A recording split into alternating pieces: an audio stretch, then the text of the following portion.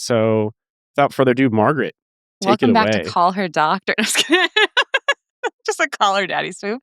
Hi, guys. Welcome back to the podcast. Season 2. Preston, how are you doing? Are you feeling wiser? I don't know. Like, what's my character arc here? I think I'm calming down. Villain? That's it. This episode should be coming out around the time when we're switching academic years. Yeah. Right? So I'm going from like annoying little brother to like annoying cousin, I think. Through the lens of why like, is cut? You just left the family tree. it's because I'm branching out on my own, like I'm gonna sprout my wings and fly soon, but not until I finish my third year. You're independent. Well, someone in my kind of training life is here with us today. This is one of my training mentors, Dr. Margo Funk, who is a psychiatrist, has been a really great mentor to me, and is going to help us today with her area of specialty in psychiatry around cardiology and psychiatry. Dr. Funk, thanks for coming and being on today. Thank you so much for having me. This is, I'm really looking forward to it. Well, we'll see what you say at the end of that. Okay. The experience is variable. Yeah, the experience. People don't leave reviews on Yelp.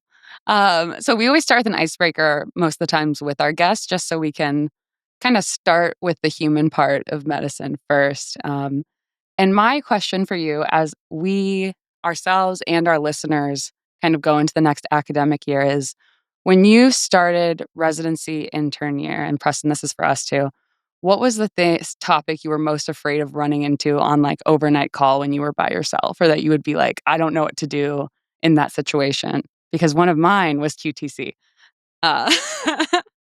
Yeah, I didn't even know about the QTC then. So that certainly wasn't mine.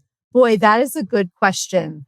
I remember we took our first overnight call first year at the VA, and I think I was most concerned about the phone calls that we might get and having potentially suicidal patients on the other end and not really knowing what to do if they were threatening to hurt themselves over the phone where there's not a lot of control.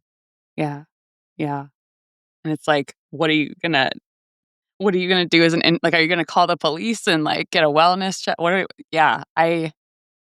Part of me is glad I didn't have intern psychiatry call for that reason. I feel like mine were QTC, and then on medicine, it was insulin. Like, actually, it wasn't on medicine. I did the first half of the year in psychiatry and hadn't done medicine yet. And it was during COVID. And so med school at the end got kind of like, there were no sub-Is. And I was afraid of like, I'm going to be on call over like by myself in the psychiatry unit. And someone with like uncontrolled type 1 diabetes is going to be like blood sugar 400. And there's like, what do I do? But it's like not technically a medicine consult. Well, that one would be. And then that happened like 3 times in the first month I was in psychiatry. And I was like, okay, I feel less scared. Preston, what were you scared of last year? Ooh. So both of you mentioned, I guess, Dr. Funk, you mentioned like suicidal patients, which I resonate a lot with. I had like a couple scary moments like that my intern year, where I was like basically on a 3-way call with like the patient, my attending, and I was like, what do I do? Like, what else do I say? And like, those are all like kind of scary. I think what I'm always like most afraid of is really like violent codes. So we call them code greens, like behavioral codes. I think it's like really tough to confront patients in those scenarios, and it's important for me to like want to be the doctor that like shows up to the code and doesn't just like put the orders in, but also like it is really like intense being in those moments. So I remember just being like when seeing that patient was like kind of agitated or anxious early in the evening, being like, okay, Preston, like this is what you're going to say. Like you're going to be firm, but you're also going to be fair. Like here's how you like approach this high intensity situation. I didn't really think a lot about medical stuff, which I should have, because we actually had a patient in euglycemic DKA get admitted to our unit, and that was like a straight nightmare. So blood sugar was not 400, but their like pH was like 7.2, and they were vomiting like coffee ground emesis and all stuff. So we still had to call medicine. So I probably should have been worried about that, but I was just trying to pipe myself up to be confrontational, really. I feel like all of these things, and it's like not knowing like situations where you're going to have to like pull in an attending or pull in your senior, but especially the ones where it's not clear cut what you do next. And if it's going to be annoying if you like call them, like it's like if the blood sugar for me was like, it's 290, then it's like, do I manage this by myself? And like, Yeah. I had a situation when I was an intern overnight, and there was a patient that was hypoglycemic, like blood sugar 40.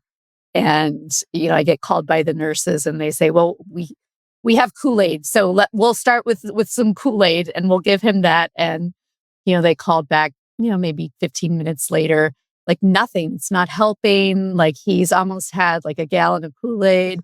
And and so we try it again, and then it turns out it was diet Kool-Aid. Oh. I was like, oh man, okay. So what I learned, like, go immediately to the floor. Like, yeah.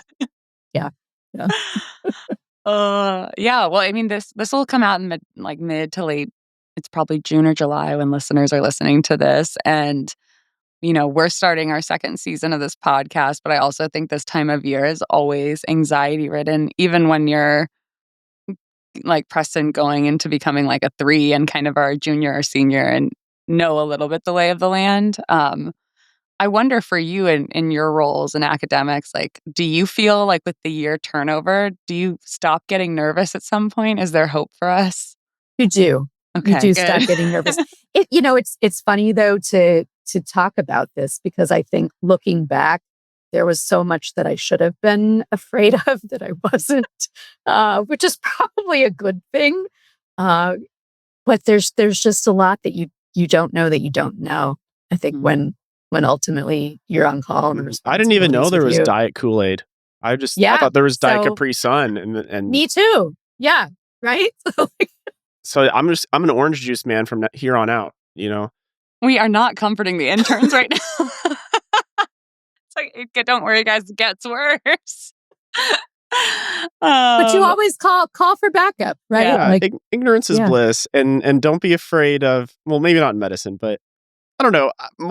I've never really been that afraid of annoying people. Maybe it's like a part of my personality. Margaret can attest to that, honestly. So when I call an attending at 2 a.m, I'm like, "Hey, I'm unsure." They're like, and then I'm like, "All right, well, look at us. We're here now. So let's figure it out." You're awake now. You're like a puppy. That's you and me. Well, I mean, we should go on a walk now that we're here.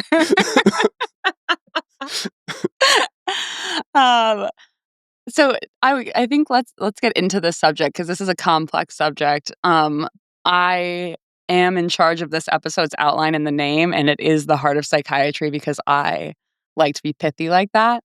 But before we talk about any of the like concrete content, you mentioned you're like, I didn't even know QTC when I was an intern. So I wonder if you could tell us in your own words a little bit about the kind of work you do now, and what cardio-psychiatry really is. Yeah. So right now I have it's a privilege to see patients who suffer with some sort of cardiac illness. And that's the only patient population I see right now. And typically I will see either folks who have suffered a cardiac arrest and survived. Many of them will have an ICD in place and may have then suffered more from ICD storms where they get repeatedly shocked. And then I see a cohort of transplant patients who have these just usually terrible stories of lifelong medical illness, and oftentimes their heart suffers because of, let's say, a childhood cancer, and they had chemotherapy, and then that's affected the heart. So it's the people that I see have been through a ton of trauma with their medical illness, and so it's really for me like a joy and a very centering thing to get to work with them. Mm-hmm. So when I see folks, in my clinic, we do a mix of both medication management and therapy. I love both pieces. I really like trauma-focused therapy, and so that like fits in really nicely with this population. And then the medication management can be very complex, and really like getting into the QTC for real, and doing risk assessment in people that are very, very high risk. And so that's fun too.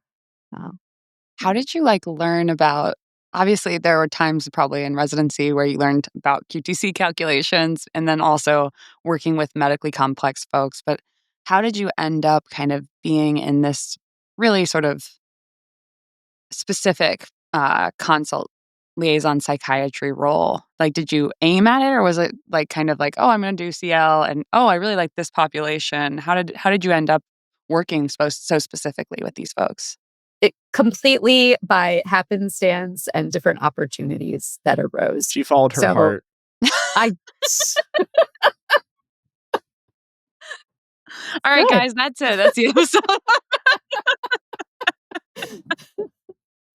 So let's see. So I went into medical school thinking I would be an OBGYN, and really liked women's health.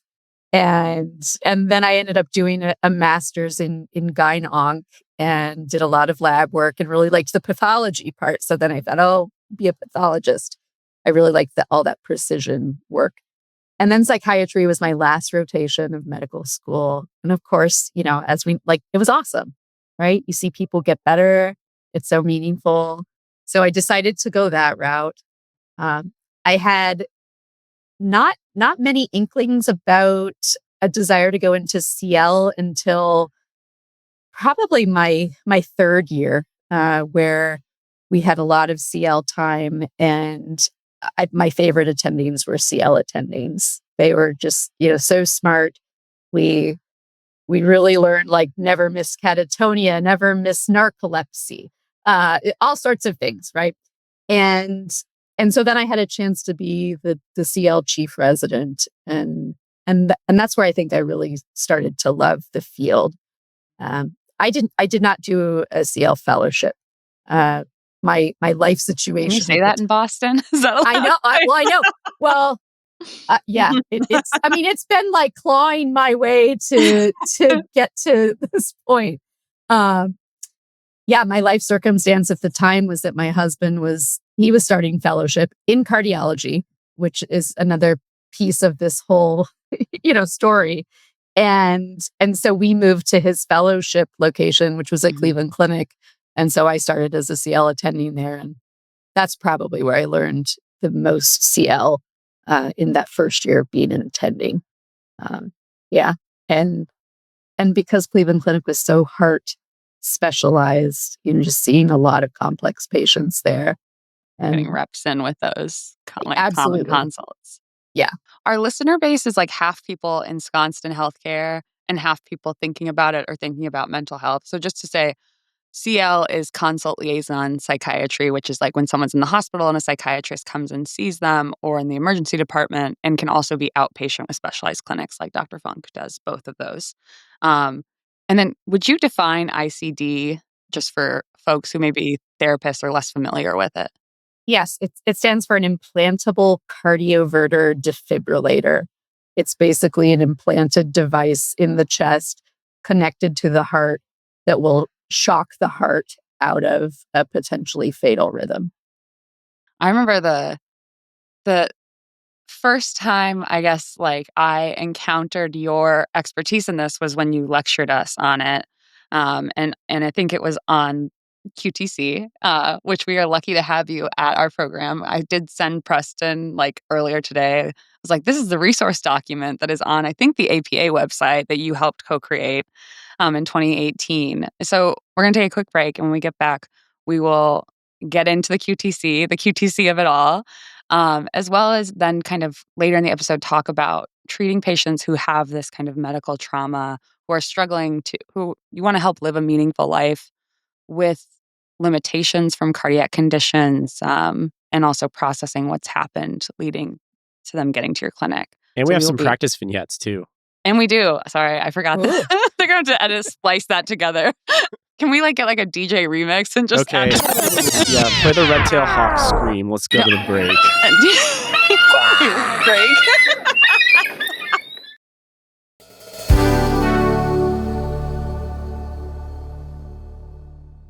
one thing that's always been challenging about being a lifelong learner is being a lifelong test taker. And I never felt like there was any organized medical resources that I could use for my in-training exams. That is, until I discovered Now You Know Psych. And if you're leaving training like I am, you still have to be preparing for the test that is the boards. And Now You Know Psych is a medical education resource to help us retain all our knowledge, get better, and get ready for these tests. Yeah, and one thing I really like about the resource is that it has 1,500 questions in a Q bank, associated flashcards, and categories from epidemiology to biochem, so you can really focus on your weak areas. Ready to take your exam prep to the next level? Go to nowyouknowpsych.com and enter code BEPATIENT at checkout for 20% off. That's nowyouknowpsych.com.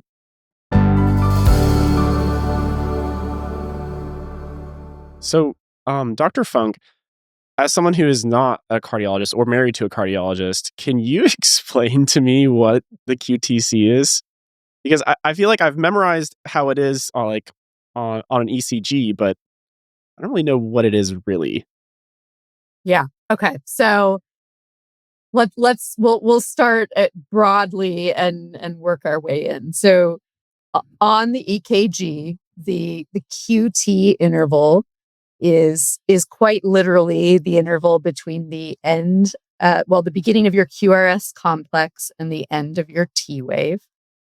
That interval actually represents both depolarization and repolarization of your ventricles. And interestingly, the thing that we're actually really worried about with the QTC is repolarization abnormalities. We actually don't care that much about depolarization. Now we do for other things, but for the purpose of this, where we see bad things happen is when someone has a repolarization abnormality, meaning there's a delay in how long it takes the cells in the ventricles of the heart to kind of recover after one action potential or cycle. And then bad arrhythmias can pop in, if you will. Gotcha. So in layman's terms, I don't know why I think about the gun a bit like a firearm. Maybe it's because I'm in Texas. But so depolarization is like firing the gun, and repolarization could be seen as maybe reloading it. And if the rhythm of reloading it gets offset, the whole thing can jam. I love it. Yes. Okay. So Perfect. that's for all the non-medical people. Hopefully, We know psychiatrists love gun metaphors, famously. Yeah, sorry. Okay, sorry. Please continue. We're following now. Okay, so the arrhythmia that we are really concerned about is something called torsade de pointe, which literally means twisting of the points in French. This is a polymorphic ventricular tachycardia. When you see it on an EKG, it basically looks like a waveform where you have high amplitude, switching to low amplitude, back to high. And it looks like it's literally like twisting around a single line. So torsades can present in many different ways. You may not know you're having it. You may pass out. You may come close to passing out. For some people, it looks like they're having a seizure. And you can die. You can have just straight up like sudden cardiac death. And that's the thing that we're really worried about.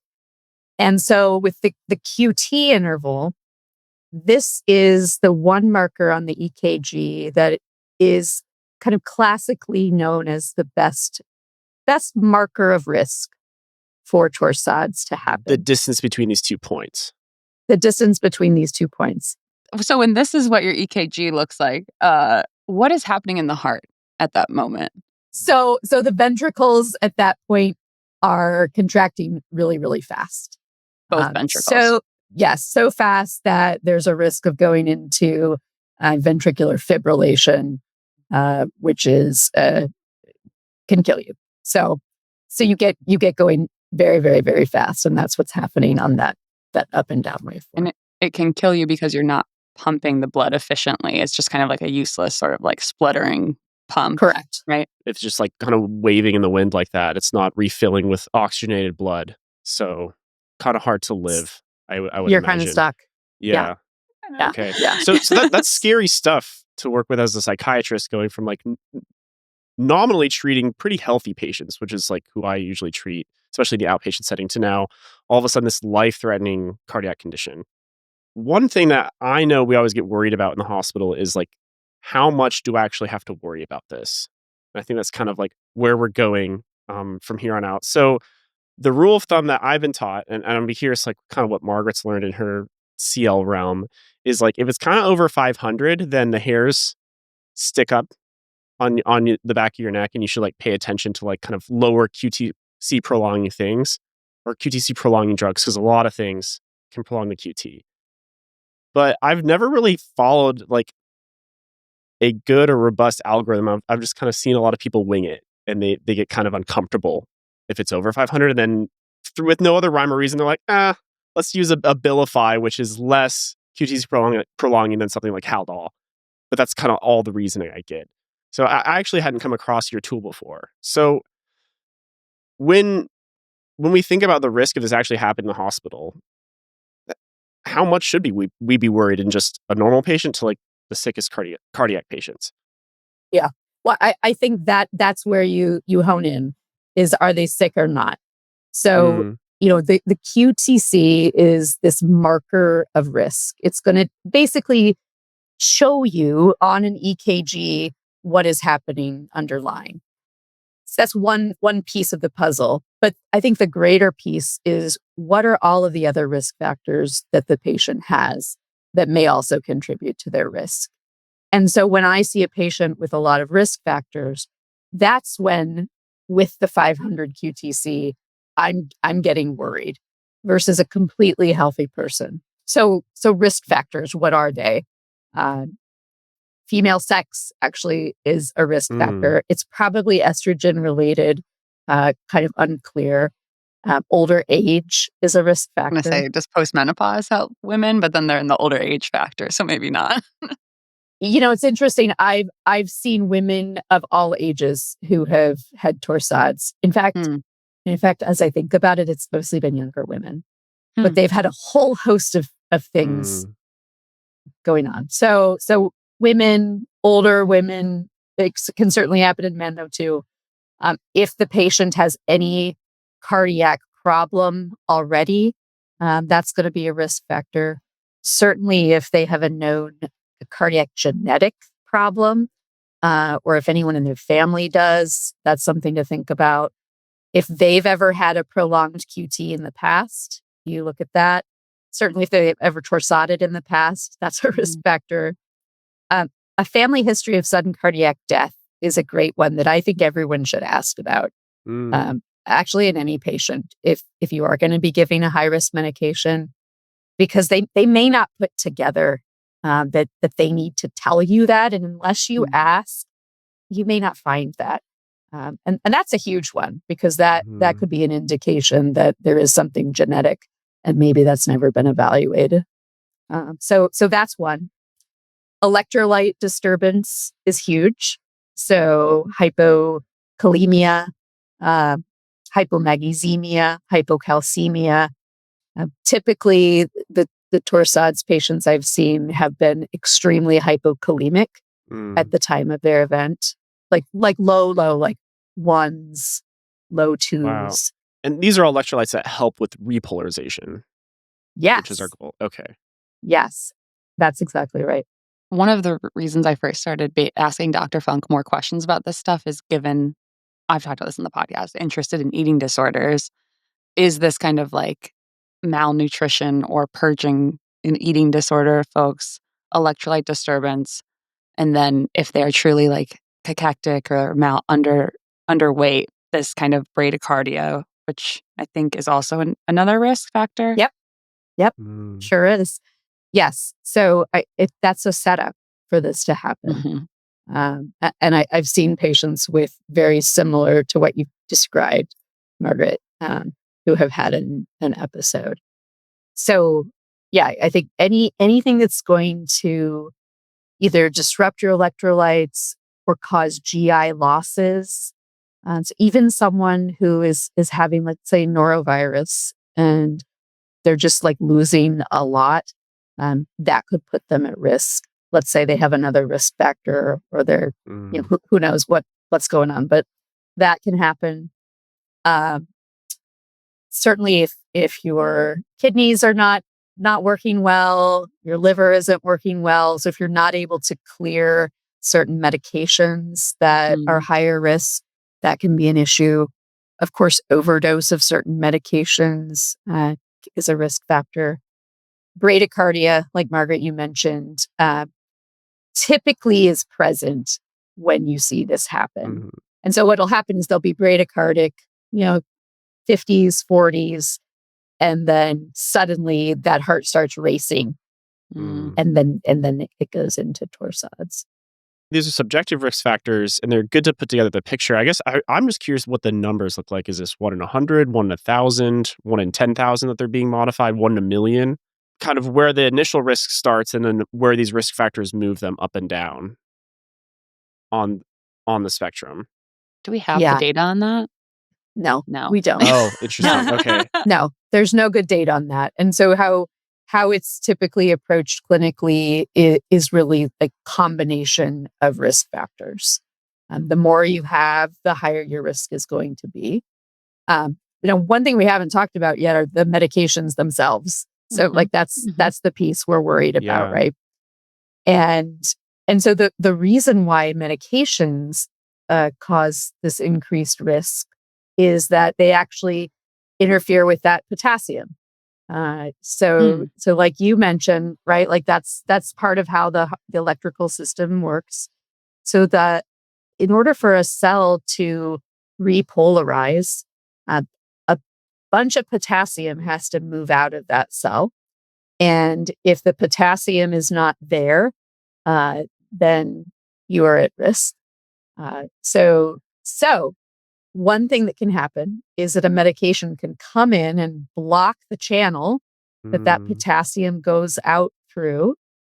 And then you have basically a delay of the potassium getting out of the cell. And that is what will make your QT interval longer. So the longer it takes for that potassium to go out, the longer your QT. And I think even more importantly than the QT is actually what your T wave looks like. The T wave is where this is going to show up. And it's when your T wave, instead of being just like a nice hump where you can see where it ends very clearly, it's like this yucky, slurred out, like long, very gradual slope downward. And that to me is like what makes me the most concerned when I see that. So it goes from the Rockies to the Appalachians. Yeah. Basically. Yeah. Okay. I think of it as a drunken T wave because it's like, let's just slurring out, not where it's supposed to be, just let pass out on the line. So that's really interesting. I never thought about like how these medications prolong the QT. So all these like various random things from antipsychotics to SSRIs is through interference of these potassium channels that kind of cause that to be sluggish all the way out. It makes sense. I feel like it's right in front of us, but I never put that together. It's interesting. Yeah. Now, there are a few medications that can actually interfere with gene expression of proteins that are necessary for those channels to work properly. But for the most part, it's literal direct blockade of the channel by the drug. One of the things we haven't mentioned with this that I think is important, it was important for me, like as an intern in second year, to like start asking different questions about this, which was, we keep saying QTC, which is the QT corrected, as if there's one way to do that. And I feel like the most common thing that I like went to, I would say 4 times out of 5 whenever I got a consult on CL, like from a primary team in the ICU, like, hey, this person's QTC is 500. Can you, like, what do we do? Can we still give them Haldol? They're pulling at the lines. And almost like 4 out of 5 times, I would be like, let me just recalculate it and see and like look at the heart rate. Do you want to say a little bit about that? Because I know it's not for all hospital systems, but primarily the automatic read is Bizet's way of calculating the corrected one. And that, I will let you speak to this because you can do it way better than I can. Yeah. No, but you're exactly right. And I'm glad to hear that you're telling them to recalculate because that is correct. So I guess backing up just a hair, the reason why we have to correct the QT interval is because at different heart rates, what we actually measure the QT to be is going to be different. So imagine like the heart's beating really quickly, all these beats are really close together. What you measure of the QT is going to be shorter than if you're bradycardic. There's a lot of space between beats, but that patient doesn't have differences in their ability to repolarize based on those different heart rates. So we've got to figure out like, how do we correct that? And that's what the C part is for the QTC. And so what Margaret is mentioning is that most EKG machines have a built-in correction formula. Typically they use the first formula that was ever used back in the 1920s. It's called the Bizet formula. And it is a method to correct the heart rate. Unfortunately, what we know is that the Bizet we're going to say Bizet is bad. So you remember the two B's together. So Bizet is going to overestimate your QTC at high heart rates, and it's going to underestimate at low heart rates. And it's really not so useful. So if you have an EKG machine or system in the hospital that uses Bizet, most do, what you're reading is very unreliable, for one. And so it needs a recalculation. The other piece of this is even beyond the C correction part, is that you should always do your own QT measurement anyway. The machine is going to put together this amalgam of waves. It may not catch things like a slurred T wave, may not look at it in the right way. And so it's really up to you. If you want to do it right, in my opinion, you measure it yourself. Do you have a caliper that you bring around? I don't, but I rely on like our system is Muse that we have in the hospital on the computer. So I just like zoom in a lot. Sometimes I may get a little piece of paper that helps me measure. Measuring pixels, that's more accurate than a caliper anyways. Don't let the cardiologist do this. I hope Just a little bit less cardiologists cool, listening to a honestly. psychiatry podcast. Leave. Yeah. So I guess, getting back to your original question, Margaret, about, the formula Bizet. Bizet is bad, but there are several others that are perfectly fine to use.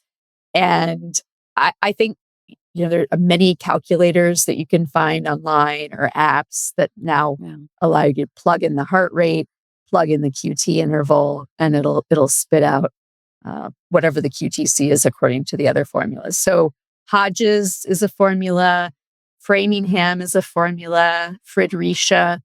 Friedrichia is now used by the FDA when they are doing drug monitoring. They used to use Bizet. I think in 2017 they switched because they also realized Bizet is bad. So any of those, I think honestly are fine. Just don't use the Bizet.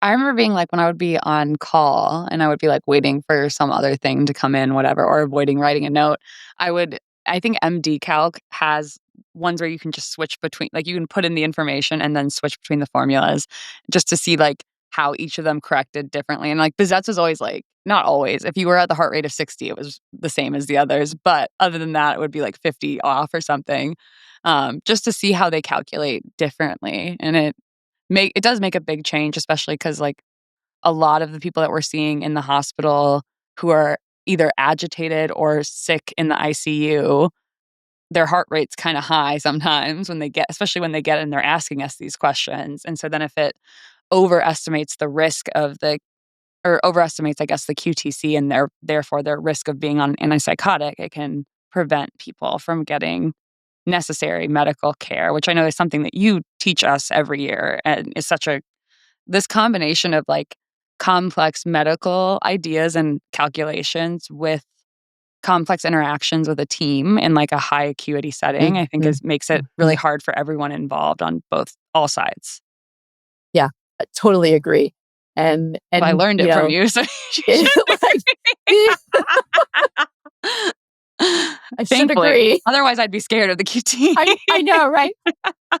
Yeah, everyone kind of comes to the table with their own thoughts. When I think if you can establish relationships with the people that you're going to be encountering most, like your ICU attendings, your ID attendings, because many antibiotics and antimicrobials can prolong the QT.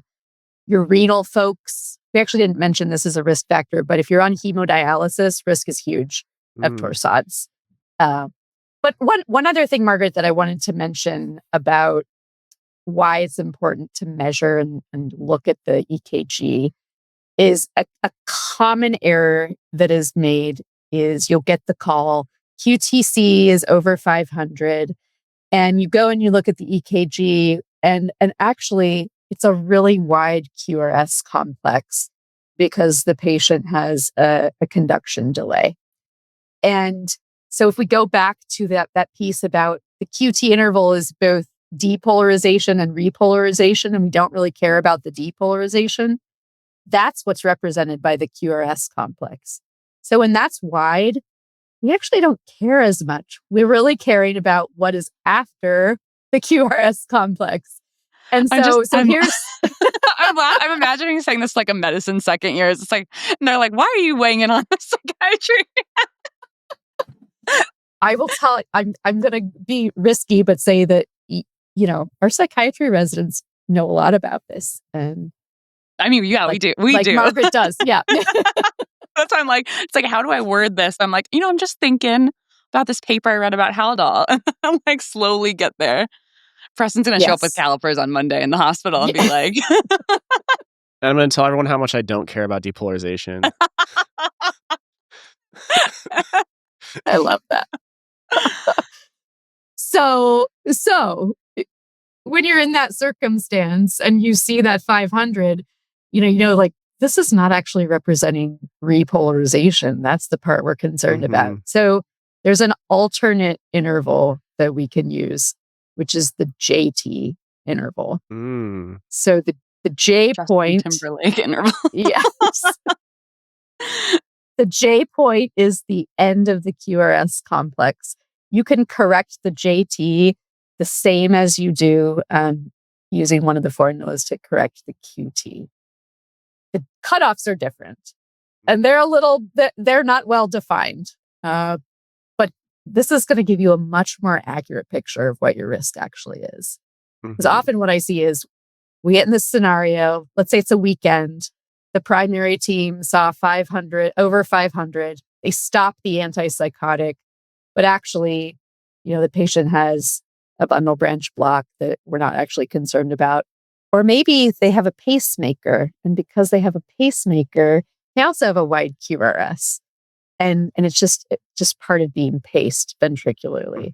So they'll stop the antipsychotic, the patient decompensates, and none of that needed to happen if you had just looked at the EKG and understand what you're looking at.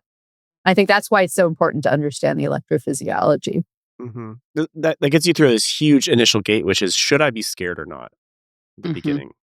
Because I think I see this on I'm taking CL consults all the time, is we share the fear of the primary team. Oh, I just take at face value the QRS or the QTC is over 500.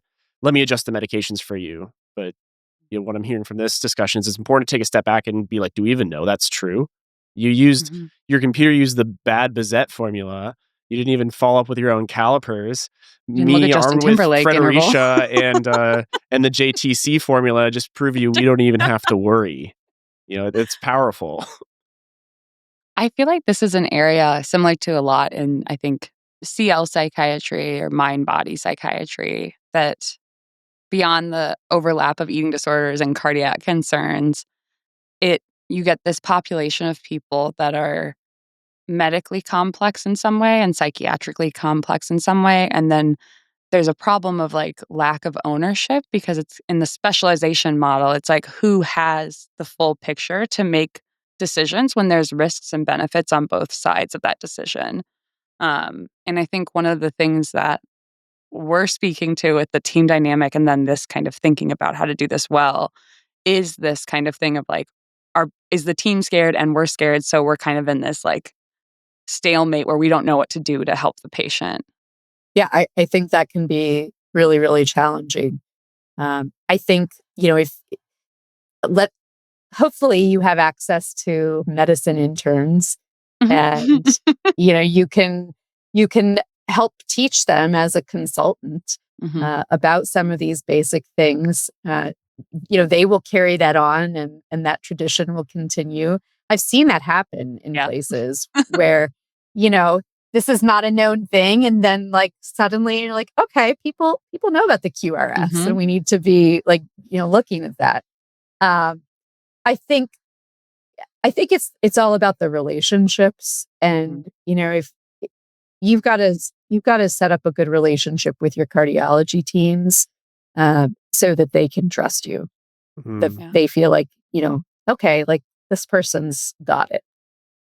And that can take some time. It helps, like if you're on a CL service, that they trust your attendings. And then as residents, you've got that going for you.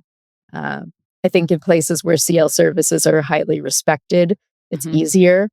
And there may be some places where, primary services don't even know what psychiatry is, right? So it's funny you should say that because I rotate at a couple different sites. We have 3 hospitals that we do CL here in my city, and the CL services have varying reputations among the primary teams there. So the type of consults they'll reach out to you for varies a lot on the complexity of things.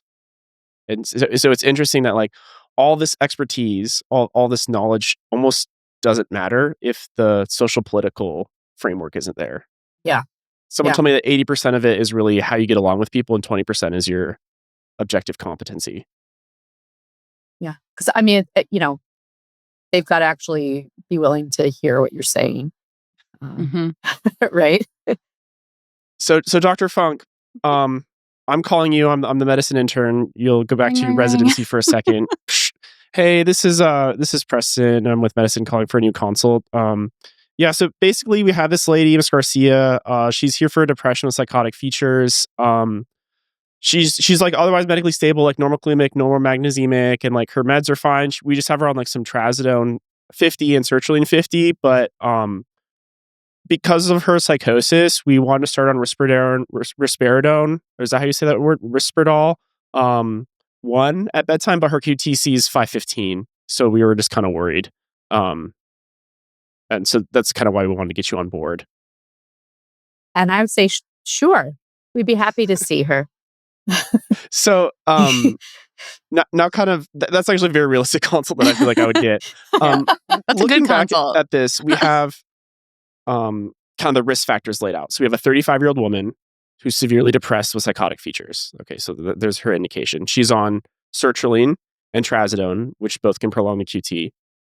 But she's normoclemic and normomagnesiemic and has no other risk factors. So her liver is fine, her kidneys are fine, her heart is otherwise fine.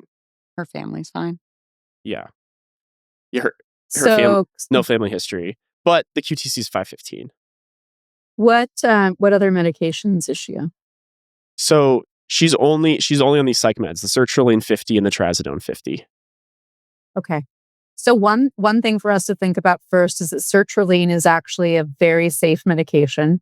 And so I would not consider that a high risk medication at all. In fact, that's what I usually prescribe for high risk patients. Wow. Is the sertraline. Trazodone is interesting. It actually does have some risk to it and is something that we should be aware of. But I guess, what I would wonder about is why is her QTC 515? Like what is happening in her heart to show up that way on the EKG? And I don't know. I just read it off the machine. I didn't do anything else.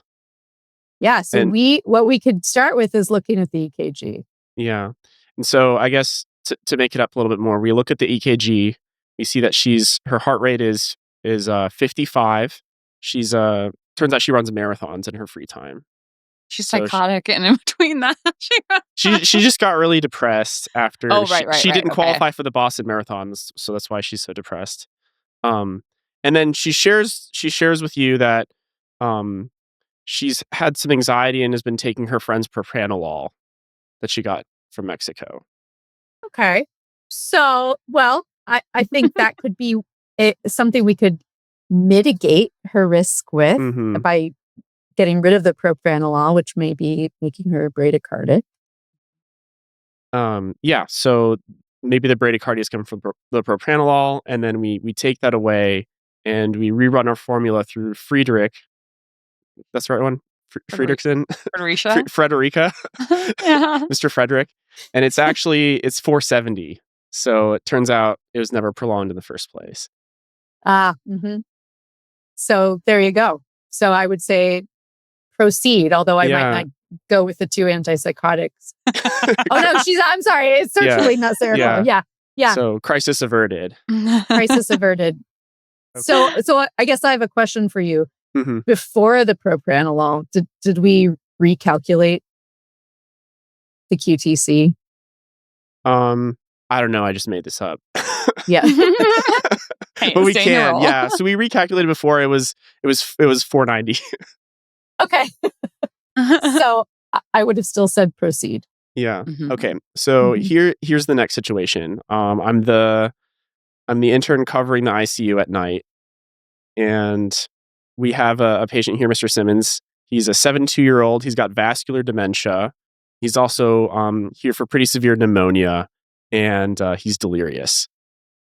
He's on levofloxacin, Zofran, and furosemide. His potassium is 3.2. His mag is 1.5. He's pulling out his IVs. The nurse is kind of like, they're blowing me up right now. I really want to give him some Haldol, but I'm kind of scared because his QT is 520. So how do we think through this case? Yeah.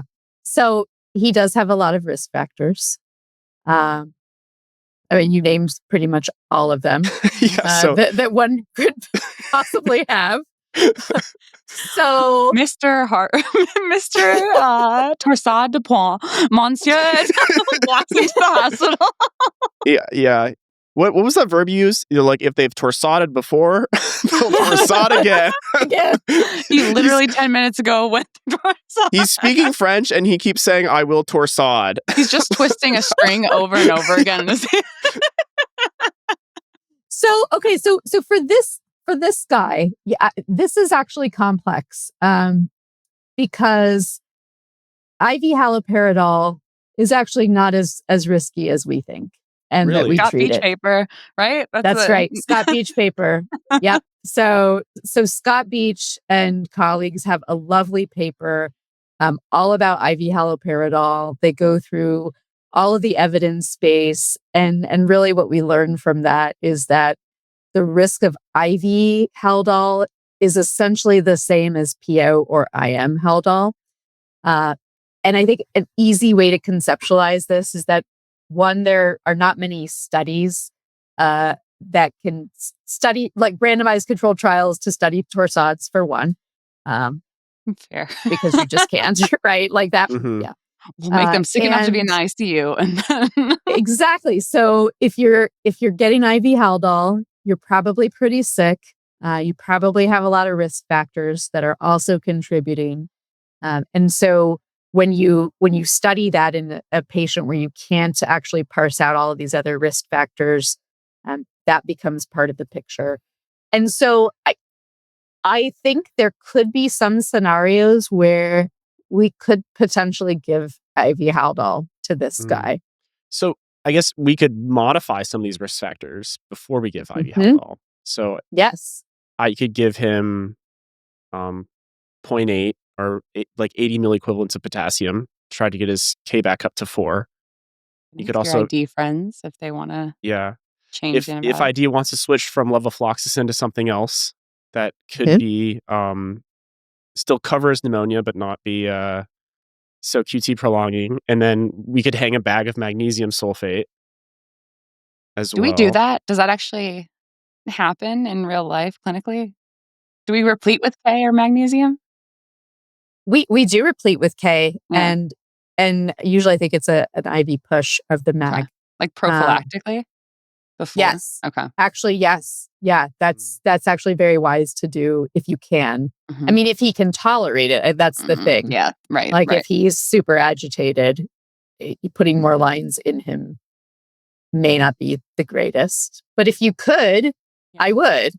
Or maybe he could drink some potassium.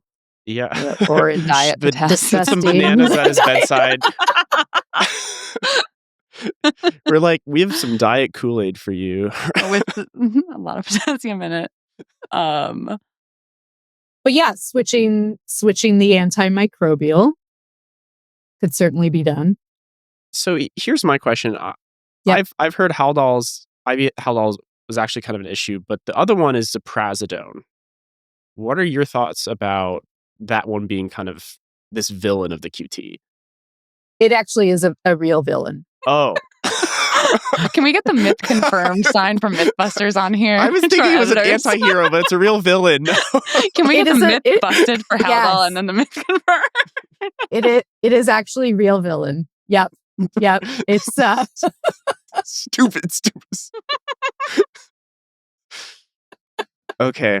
I think Yeah. like every time I've been on call in residency at one of our hospitals, it's like this is every 24-hour shift. It was like this would happen. So like we have a lot of. I feel like it's more frequent in some settings, and definitely my training. I feel like I've gotten very good. Like I think I did an ICU psychiatry elective for a couple of weeks and we read all these papers. But I don't think that's common to all psychiatry residencies to like talk as much as we do in training about this. No, this is unique, and I actually am going to 2 months of consults after this, so I will be taking all this information with You're me. about to come with your calipers and a mission. Yeah. And like I'm going to be Yeah. hitting people over the head with the JT intervals. yeah. left and You right. should. Yep. I got to tell you what the cutoffs are, though, so you knew that too. Oh yeah, please. Yeah, so they're different in men and women. Now, there's one paper about this, so I think you can kind of estimate. Okay. Men 355 milliseconds and women 372. For the those JT, seems very correct? for the JTC. Yeah, It's correct. gonna be tattooed right here. Yeah. Boom. Yeah. When I'm pre-rounding, I'll just be cross-referencing every EKG I see. Okay. Well, thank you for entertaining me on these real-life clinical scenarios. My hospital admin's coming here to usher us along to the final part that Margaret wants to get to. Yes. Okay, we're going to take a quick break, and then when we're back, we're going to talk about outpatient clinical care and thinking about taking care of our patients who have been through or are going through cardiac concern, cardiac events, and how to best support them.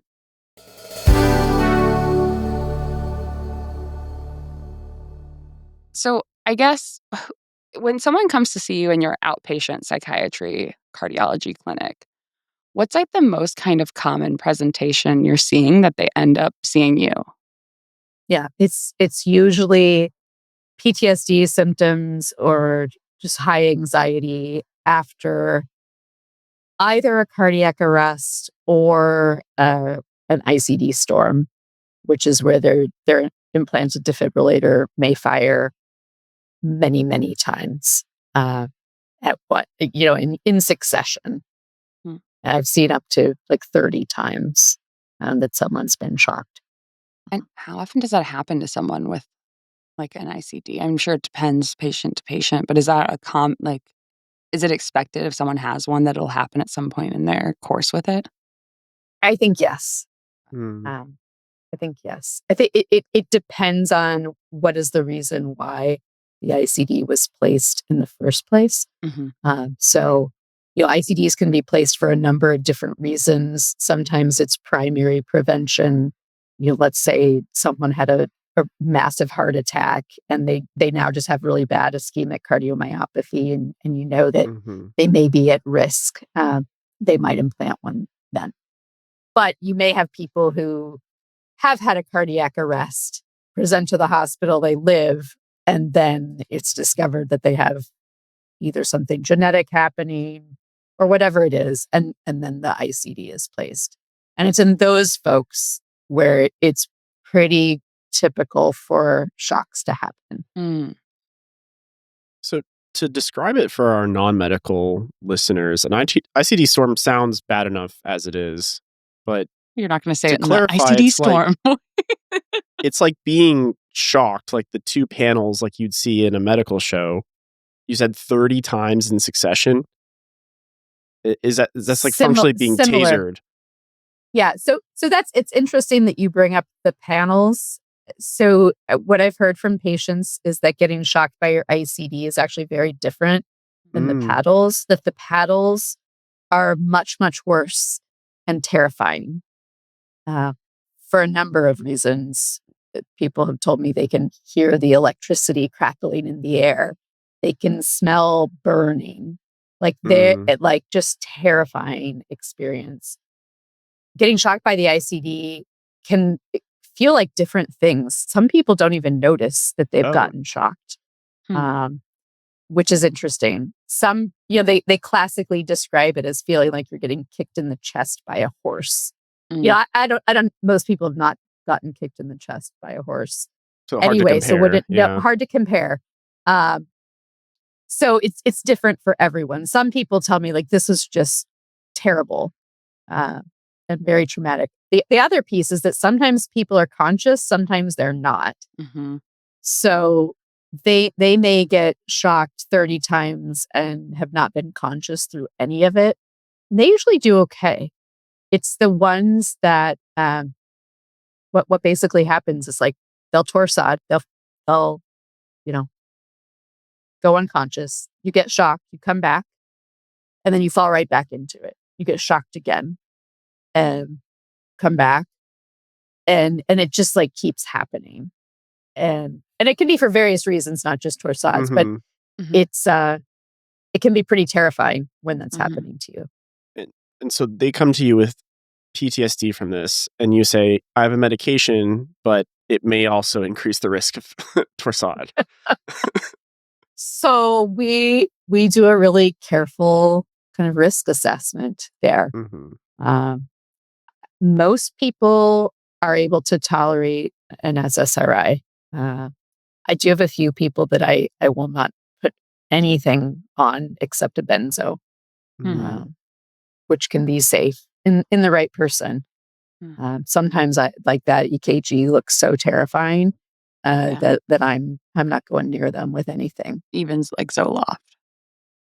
Even Zoloft. I have a couple that I wouldn't even put on Zoloft just because they, the ones I'm thinking about, they have had many episodes of VT storm, ICD storm. It's just, it's a very recurrent thing with them. And many of them have gone through, numbers of ablations, sometimes experimental therapies to try to get it under control. And so for them, like, I'm not going to add anything into the mix. They're also usually on one or more very high risk antiarrhythmics. And so that's another piece that I consider. And so just thinking out loud, if they have treatment-resistant depression or PTSD, are other classic options like ECT, TMS, or ketamine are also off the table? Because I imagine they're meeting exclusionary criteria with their complex heart history. It's a good question. I would say probably nothing is ever off the table. Like ECT, I mean, you can do ECT in someone with an ICD. You turn it off by putting a magnet on the chest over the ICD, and that will turn off the shock function so that they don't get shocked with the ECT. So you could do that. Of course, depending on the whole clinical situation. Yeah, I've not seen data with ketamine and risk of ketamine. It's a really interesting question. I feel like with ketamine, the thing I always see is like any time we've done a referral for someone for ketamine, if they have like any cardiac issues at all, they like are auto no on clearance. Yeah, I'm actually rotating in a ketamine clinic right now, and that's kind of their motto. But I don't know if it's based off of data or just like abundance of caution. Yeah, and I think that's where the question is, right? Like, what is actually the evidence? I don't know. I've not seen any QT data for ketamine. What about lifestyle factors? Because one of the things I was thinking about is when I was on CL and we would do like heart eval or heart transplant evals, and just the amount of life like limitations that is different, obviously, than having like an ICD. But when you think about talking to your patients about lifestyle parts outside of medication, so like exercise, I'm thinking of like alcohol. Some people would argue diet and mental health connections, these non-medication things. Like, how do you talk to them about those three things? Yeah, it's a great question. So again, it's going to depend on the patient and what is the cardiac issue for them. With transplants, it's actually pretty interesting that alcohol is contraindicated. Like, you know, don't want to use alcohol. Diet is even really important for transplant patients early on in the course, Hmm. so that they don't expose themselves potentially to pathogens that could get them sick because they Oh, are immunocompromised, much like a pregnant woman. Like, you wouldn't eat sushi or lunch meat. It's kind of similar in the early days of transplant. Um, for everyone, it's kind of different. In many of my patients, they are trying to get back to some sort of exercise, and the fear component of doing that is the barrier. hmm. Uh, I actually have many athletes that I see, and people who have really like lived a lifestyle of health, Mhm. and being active, and so the fear component can be huge.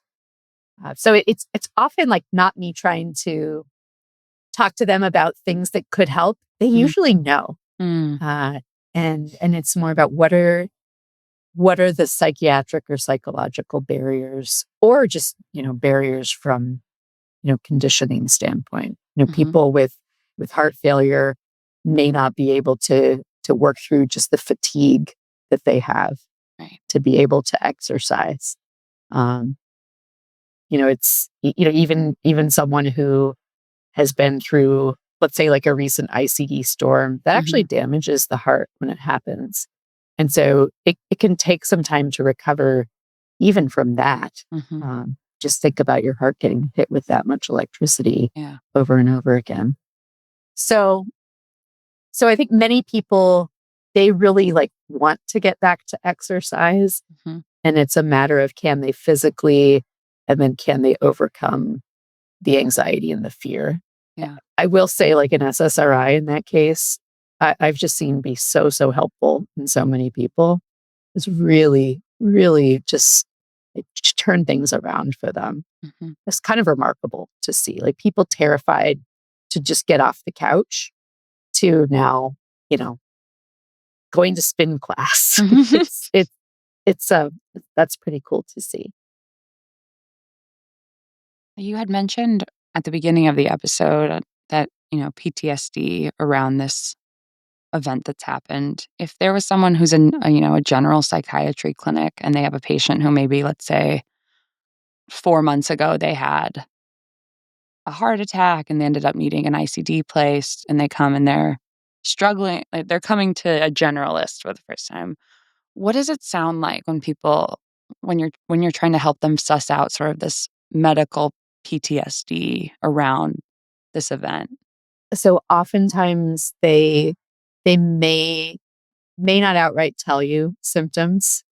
One, because they think that they're the only one that could possibly be experiencing this, or that they're crazy, um, or just, this is so weird, I would never tell anyone. So we actually have to do some sussing out of the patient. And a really great tool for someone with an ICD is a scale called the Florida Shock Anxiety Scale. What a name.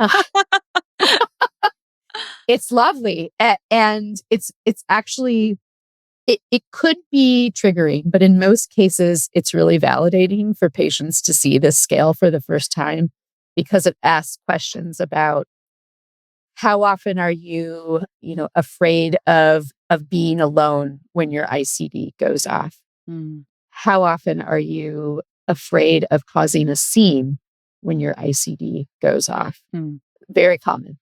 How often are you afraid of shocking someone else in the room when your ICD goes off?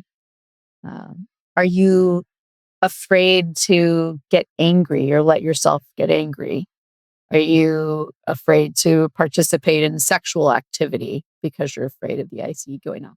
So a lot of really discrete, specific scenarios it goes through in the scale. You don't have to use the scale, but you can take some of those things and pull them into your interview to screen.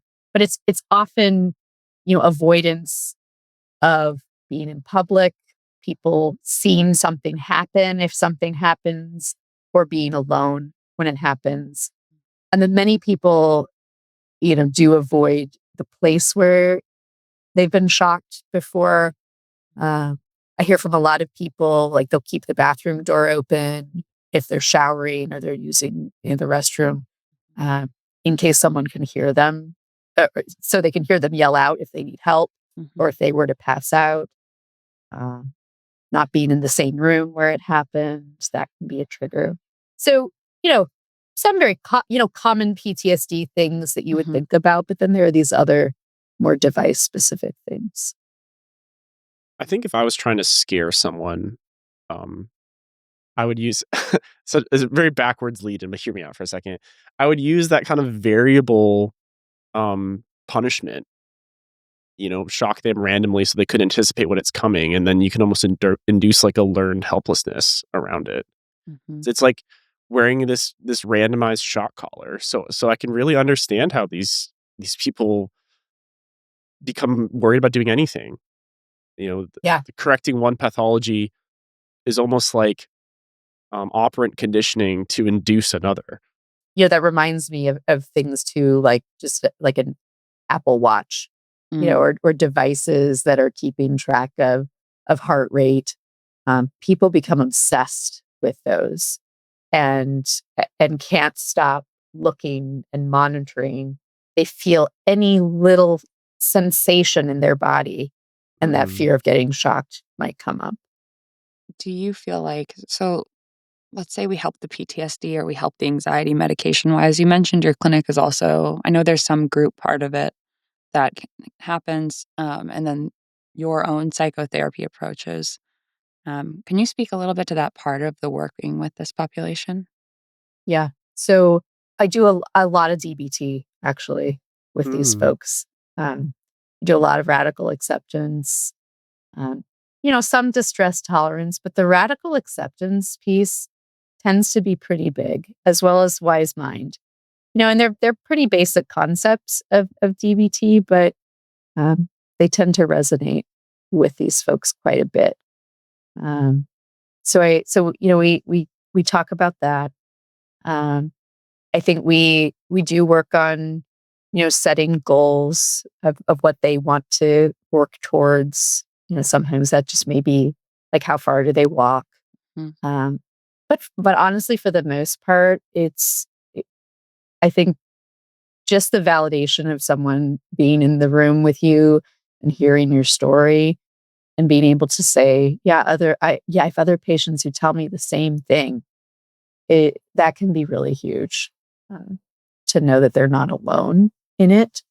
And so that then I think brings me to, we have this ICD support group, which right now it's mostly an educational space. It's for a very large group. It's a hybrid on Zoom and in person, and open to anyone, anywhere with an ICD. And it's a great place for people to meet each other, to hear about other experiences, and just like know that they're not alone. That's the most important piece of it, I think. Is that, you said it open, and like, is it, if listeners have this, like, is it open just to people in our clinical area, or is it open to the public? It actually is open to anyone who wants to attend. And we could, I could share that link with you all, for anyone who's interested. We do it quarterly right now. My dream is to have actual groups with different patient populations, when and if the time allows. Well, let's get you more patients and then we can be like, I know. It's fun. I have a steady referral Mhm. stream at this point. There are a lot of people suffering. And that's actually one other piece I think that's important. I hear from a lot of people like, no one ever knows that I had a cardiac arrest, that I was dead, and then I came back to life. Like we pay all this attention to cancer, right? But like this is kind of hidden. Like I don't tell people that I was dead, that I had to be CPR'd and resuscitated, and so I think a lot of these patients just feel like they're hidden, and their stories aren't known, their experiences aren't known, and there aren't people like really who have their back.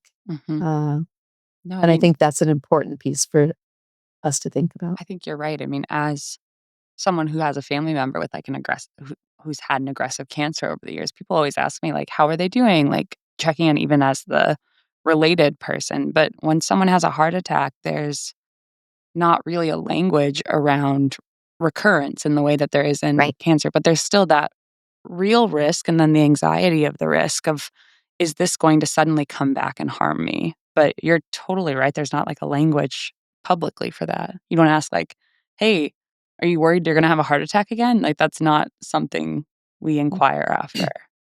Yeah. I love how you say that too about not having the language for it. I think that's totally right on.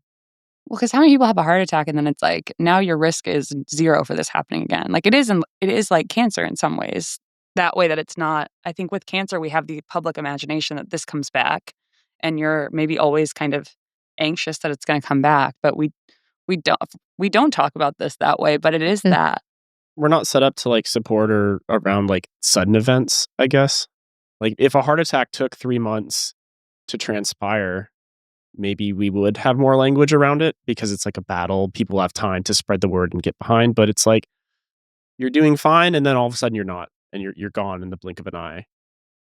And socially, like the ecosystem can't like react to that very well. We talk in like Yeah. psychodynamic therapy with like the fear, like the metaphorical fear of annihilation, and like this is an illness that can suddenly enter your life, and then you have to. There's a real fear. So I see how. I mean, I know Marsha Linehan in her like memoir talked about creating DBT from her own stance of someone who had lived with a proto BPD sort of kind of symptom cluster, and describes it as like these are skills for living when you feel like you're living in hell. These are skills for when you feel like at any moment the suffering is going to be so much, the anxiety is like unbearable. And so I think it makes sense that radical acceptance and wise mind and then compassion are important for people who've died and come back. Yeah, I mean it's not a long descent into hell. It's a trap door that opens below you, and kind of like what Margaret said, anyone with BPD like struggles with that dysregulation or really not having any control over what can happen. So when you talked about using wise mind, it made a lot of sense to me. I'm like, if I had this random thing that I had no control over that could just take my life from me, I would probably need to practice the same principles. It's like I mean, I know we called it the ICD storm, but it's literally like, hey, what if at any moment lightning could strike you? And I know it's like the illness part of that, and then also kind of literally like with what it's doing electrically. Yeah, right. Yeah. No, it's exactly like that. And so, for many people, it's just terror. But I do think the radical acceptance piece is so huge here, because once you can sit with it, and I just like love it when I hear my patients say, it is what it is. I'm like, that's right. It is what it is. Say It la do be vie, that way yeah. sometimes.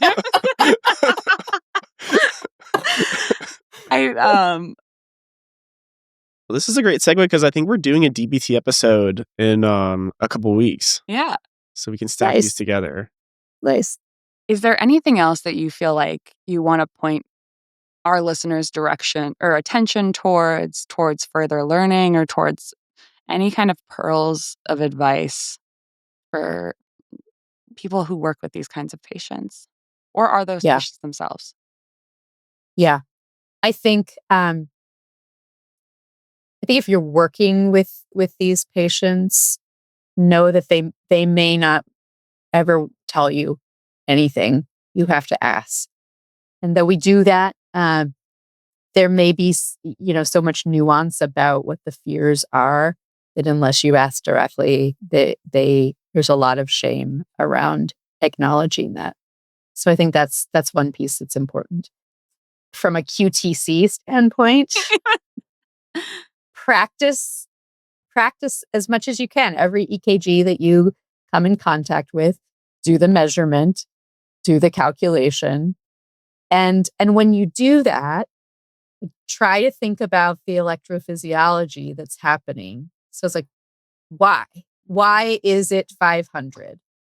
Why is my T wave really slurred and ugly?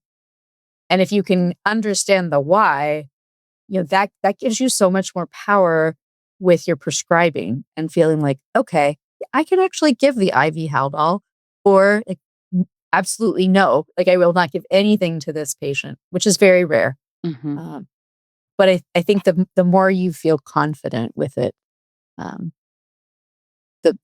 the better care you'll provide. I mean, I got to the point at the end of CL rotations and working with you that I have a dot phrase in Epic that's like dot and then like an algorithm from the resource paper that's like, if you're interested in this, see this paper. They're never interested in it. But I was like, see and have, that's like the one thing I have for notes that has a citation. Preston wants to make fun of me so bad for that right now. No, I'm thinking about if I could hyperlink it, make that a part of my Epic note. You can. I do that with the I recently Osler learned how to embed algorithms. photos, and it's been bad news. They think their psychiatry notes are long now. Wait till they get to this. All these screenshots of MRIs all over my note. My notes are always purple, though, which Dr. Funk might know from being on CL. Mine are edited to be the font I like. But hey, you can format them. Okay, well, thank you so much for being on with us, Dr. Funk. I know you're very busy. I think this is such a useful resource, and one I will probably come back to. Every time we have a QTC lecture, I'm learning something different about it that I could not have known as an intern or different years. Well, it's been a pleasure to be here and pretty fun. You guys are awesome. So thanks for having me. Yeah. Preston, do you want to do the outro? Okay, so thank you to all our listeners. We really appreciate all the support from season 1, and now that we're going full steam into season 2, we're really trying to incorporate all of your ideas and our ideas to achieve synergy, to use my corporate language there. I know this was a more medical intense episode, and this is because we have a really unique expert here, and we want to kind of give it a chance to go into the weeds sometimes, and then on other episodes we'll be coming back out of the weeds and doing a little bit more forest type excavations. So if you want to watch the full episodes, you can check it out on our YouTube channel at It's Presro, and we'll also be posting on our Instagram account. I'm running the Instagram, by the way. It's just How to Be Patient. I think we have 110 followers. So slowly but surely we'll be directing be one of our first investors. Get in at the ground level. Our podcast content towards there. Yeah, just because Margaret and I post on our socials and do other things, but we wanted to have this united page for that. Thanks again for listening. We're your hosts, Preston Roche and Margaret Duncan. Our executive producers are me, Preston Roche, Margaret Duncan, Will Flannery, Kristen Flannery, Aaron Corney, Rob Goldman, and Shanti Brooke. Our editor and engineer is Jason Portizo. Our music is by Omer Benzvi. To learn about our program disclaimer and ethics policy, submission verification and licensing terms, and our HIPAA release terms, go to our website, howtobepatientpod.com, or reach out to us at howtobepatient@human-content.com with any questions or concerns. How to Be Patient is a human content production.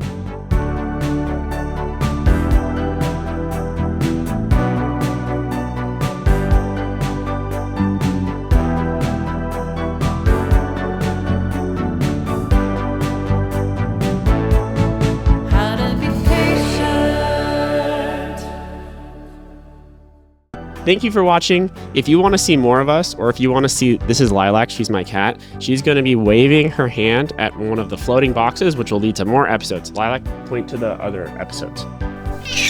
Lilac doesn't know what the internet is, but I swear they're there. They probably exist for real. But in the meantime, I'm just going to pet Lilac, and then I'm going to go dance in the background.